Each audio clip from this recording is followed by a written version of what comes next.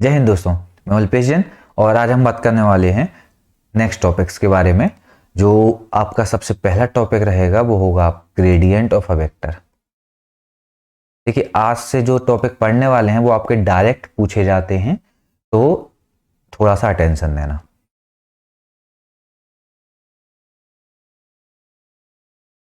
Gradient of a vector, gradient अगर मैं आपसे बोलूं तो आप पढ़ चुके हो प्रीवियस लेक्चर में। ग्रेडियंट क्या है? तो देखो, if del operator is applied to a scalar point function, then it is called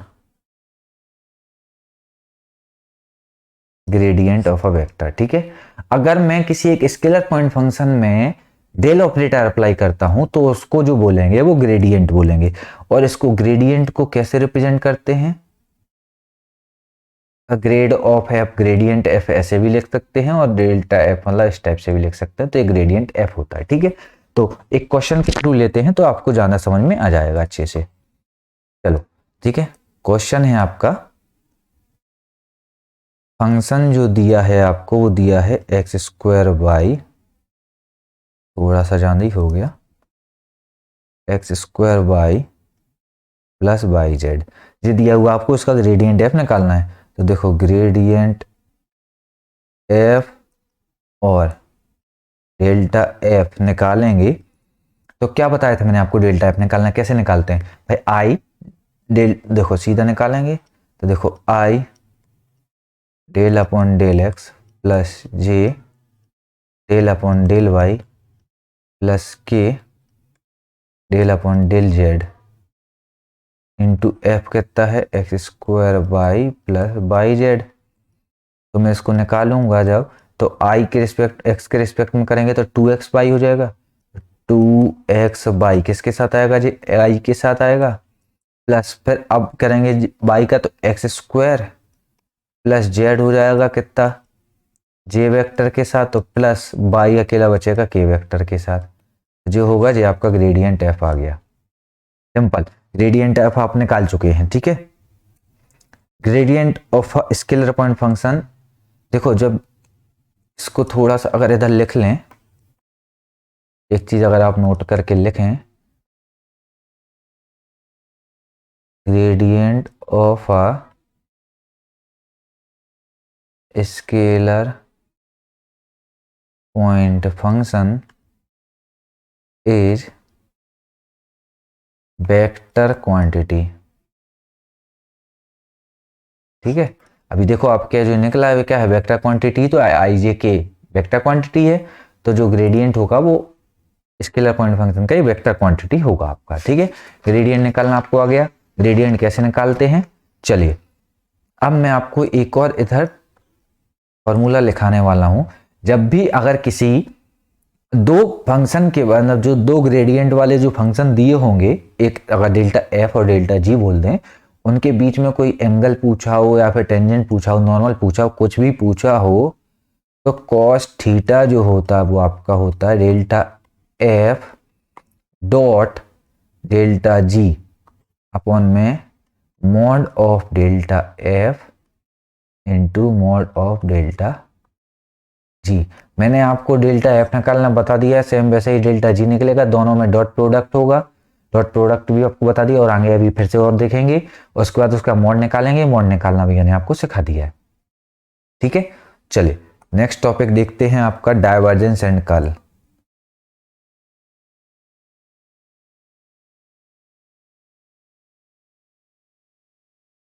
divergence and curl, divergence and curl क्या होता है आपका? देखो सिंपल सा है, डाइवर्जेंस जो होगा वो आपका, उसको अगर मैं रिप्रेजेंट करूं तो D I V divergence of F लिखेंगे तो वो होता है delta dot del dot F. और कर्ल की बात करूं मैं अगर, तो कर्ल होगा आपका डेल क्रॉस एफ। इस पे आप वेक्टर का साइन लगाओ या ना लगाओ वो आपके ऊपर है, कोई दिक्कत नहीं है उसमें, ठीक है। डेल्टा डाइवर्जेंस जो होता है वो डेल डॉट एफ होता है और कर्ल जो होता है वो डेल क्रॉस एफ होता है।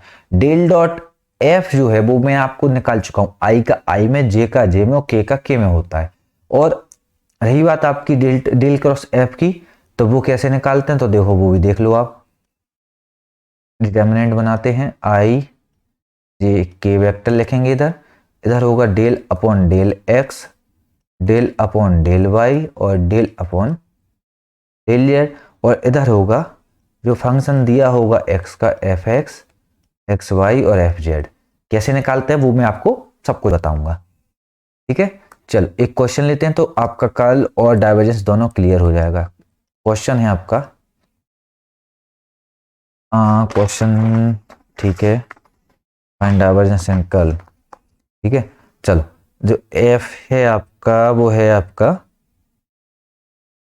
फंक्शन जो है वो ग्रेडियंट, ग्रेडियंट दिया हुआ है आपको x cube plus y cube plus z cube minus 3xyz आपको दिया हुआ है। आपको इसका डाइवर्जेंस और कर्ल दोनों फाइंड करना है। तो मैं सबसे पहले डेल्टा एफ निकालूंगा। तो देखो अब मैं आपको वो del upon del x, del upon del y, del upon z नहीं लिखने वाला हूँ, मैं आपको डायरेक्ट करता हूँ। तो देखो इधर 3x² और माइनस 3yz बचेगा। तो देखो 3x² माइनस 3yz के साथ क्या रहेगा, आई रहेगा, प्लस इधर क्या आ जाएगा, देखो 3y² माइनस इधर क्या बचेगा 3xz बचेगा, जी जे के साथ हो जाएगा, प्लस के साथ क्या बचेगा, इधर देखो 3z² माइनस 3xy ये बचेगा। जी आपका क्या हो गया, डेल एफ हो गया। अब इसमें मैं डाइवर्जेंस ऑफ एफ निकालूं, डाइवर्जेंस ऑफ एफ निकालूंगा तो वो क्या होता है, डेल डॉट एफ होता है, डेल डॉट एफ होगा। देखो डेल डॉट एफ चाहिए मुझे, तो डेल क्या होता है, i del upon del x plus y del upon del y plus z upon k del upon del z होता है, इनटू एफ का जो दिया हुआ है ये वाला पूरा आएगा, ठीक है। जो आपको दिया हुआ है ये वाला है एफ का, जी पूरा डेल डॉट एफ होना चाहिए। तो इसमें क्या हो जाएगा आपका, देखो 3 दूना 6, एक्स के साथ करेंगे तब देखो आई का एक्स के साथ करना है तो दादा कितना हो जाएगा 6x हो जाएगा, प्लस जे के करेंगे तो देखो इधर 6y हो जाएगा और बाकी सब जीरो होता जाएगा। जे एक्स के रिस्पेक्ट में जे जीरो होगा, वाई के रिस्पेक्ट में जे जीरो होगा, जेड के रिस्पेक्ट में जे जीरो होगा, तो प्लस 6z। तो मैं 6 कॉमन ले लूँ तो डाइवर्जेंस ऑफ क्या आ जाएगा, x plus y plus z. ये आपका आ गया डाइवर्जेंस ऑफ एफ। अगर मैं आपसे बात करूं कर्ल ऑफ एफ की, कर्ल ऑफ एफ निकालना है मुझे अगर, तो देखो क्या होगा, आई जे के, अब इधर del upon del x, del upon del y, del upon del z लिखेंगे, और जो नीचे एफ एक्स एफ वाई और एफ जेड था उसमें क्या होगा, उसमें आपका देखो जे हुआ आपका F x function of x का, यहाँ पे वाई का, और ये हो गया आपका जेड का, मतलब आई जे के का आप मान सकते हो, उसको लिखेंगे, ठीक है। एफ एक्स का क्या लिखेंगे 3x² माइनस 3yz, इधर लिखेंगे 3y² माइनस 3xz, और इधर 3z² माइनस 3xy। तो लिख लिया आपने। अब इसको जैसे सॉल्व करते हैं डिटर्मिनेंट को वैसे लिखो आई, इधर देखो अब इसको करना बाई के रिस्पेक्ट में, तो ये हो गया माइनस 3x बचेगा, माइनस 3x बचा, उसके बाद माइनस, अब देखो इधर जेड के रिस्पेक्ट में करेंगे तो ये कैंसिल हो जाएगा, इधर कितना बचेगा माइनस 3x बचेगा, तो माइनस माइनस प्लस 3x हो गया, माइनस जे। अब देखो इसको और इसको करेंगे, इधर x के रिस्पेक्ट में करेंगे तो जेड जीरो माइनस 3y बचेगा, और उसके बाद इधर माइनस करके तो माइनस माइनस इधर भी प्लस हो जाएगा, और इधर जेड के रिस्पेक्ट में करेंगे तो प्लस 3y बचेगा, प्लस के, इसको देखो x के रिस्पेक्ट में करेंगे ये जीरो हो जाएगा, माइनस 3z बचेगा, इधर माइनस माइनस प्लस हो जाएगा और 3z बचेगा, तो प्लस 3z, सब कुछ कैंसिल हो जाएगा। आपका जो आंसर आएगा वो 0 आएगा। जरूरी नहीं है हर बार 0 आएगा, एक बार 0 आ गया, ठीक है। कल आपको समझ में आया, डाइवर्जेंस आपको समझ में आया, ग्रेडियंट आपको समझ में आया। अब बस कुछ एक बेसिक जो प्रॉपर्टीज हैं वो बताता हूं आज आपको। तो बेसिक प्रॉपर्टी आप नोट कर सकते हो। तो पहला प्रॉपर्टी है divergence of gradient of F. Divergence gradient F जो होगा उसका अगर डाइवर्जेंस निकालेंगे, मतलब क्या होता है, डाइवर्जेंस मतलब डेल डॉट ग्रेडियंट मतलब डेल एफ। तो वो जो होगा आपका वो होगा डेल स्क्वायर एफ। और जो डेल स्क्वायर एफ होता है अगर उसको मैं बोलूं तो वो अगर उसको बोलते जो क्या बोलते हैं उसको लैप्लासियन बोलते हैं।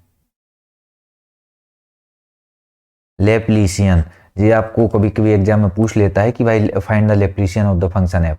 तो डेल स्क्वायर एफ जो होगा वो होगा आई, इसमें आई और जे की बात नहीं रहेगी, del square F upon del x square plus del square F upon del y square plus del square F upon del z square. ये रहेगा आपका लैप्लासियन फॉर्म, ठीक है। दूसरा आपका जो रहेगा, अगर मैं कर्ल ऑफ ग्रेडियंट एफ निकालूं, अगर ग्रेडियंट एफ का मैं कर्ल निकालूं मतलब क्या बोल रहा हूं मैं, डेल क्रॉस डेल एफ, तो वो हमेशा 0 होगा, ठीक है। तीसरा, अगर मैं आपका डाइवर्जेंस निकालूं कर्ल एफ का, मतलब मैं क्या बात कर रहा हूं आपसे, डाइवर्जेंस मतलब डेल डॉट कर्ल मतलब डेल क्रॉस एफ, तो वो भी हमेशा 0 होगा, ठीक है। चलिए चौथा नंबर देखते हैं। चौथा नंबर है आपका कर्ल ऑफ कर्ल एफ, मतलब मैं अगर बात करूं आपसे तो del cross curl of curl F, उसको एक चीज और बोलते हैं, अगर कर्ल ऑफ कर्ल एफ है या फिर ग्रेडियंट ऑफ डाइवर्जेंस एफ है, उसको माइनस डेल स्क्वायर एफ, मतलब जो अगर कर्ल ऑफ कर्ल एफ होगा वो del dot F minus del square F इस टाइप से होगा, ठीक है। चलिए आगे देखते हैं। ये आपको कुछ बेसिक प्रॉपर्टी हैं जो डायरेक्ट आपको यूज आती हैं, वो आपको अगर ये प्रॉपर्टी याद होंगी तो आपको फायदा रहेगा। ग्रेडियंट ऑफ डाइवर्जेंस एफ, उसका फॉर्मूला क्या होता है आपका, भाई देखो del dot del F minus del dot del F is equal to, ये आपका होगा del cross F plus del square F. ये आपके फॉर्मूले रहेंगे इतने, ये आपके जो भी हैं, आपके फॉर्मूले कह लो, आप प्रॉपर्टी कह लो, कुछ भी कह सकते हो आप, ये वाली प्रॉपर्टीज इंपॉर्टेंट हैं, ठीक है। चलिए तो ये वाली वीडियो को पेंड करते हैं। नेक्स्ट टॉपिक जो आपका होगा वो लाइन इंटीग्रल और सरफेस इंटीग्रल होगा, बहुत इंपॉर्टेंट टॉपिक है। इसके बाद हम लोगों को 3 थ्योरम पढ़ना है, तो जो ये वाले जो टॉपिक्स आएंगे अब लाइन इंटीग्रल और सरफेस इंटीग्रल के, बहुत इंपॉर्टेंट टॉपिक आएंगे वो, क्योंकि आगे जो 3 थ्योरम पढ़ेंगे वो लाइन इंटीग्रल और सरफेस इंटीग्रल के बेस पर ही होंगे, तो उनको अच्छे से पढ़ेंगे, नेक्स्ट वीडियो में पढ़ेंगे। तब तक के लिए जय हिंद।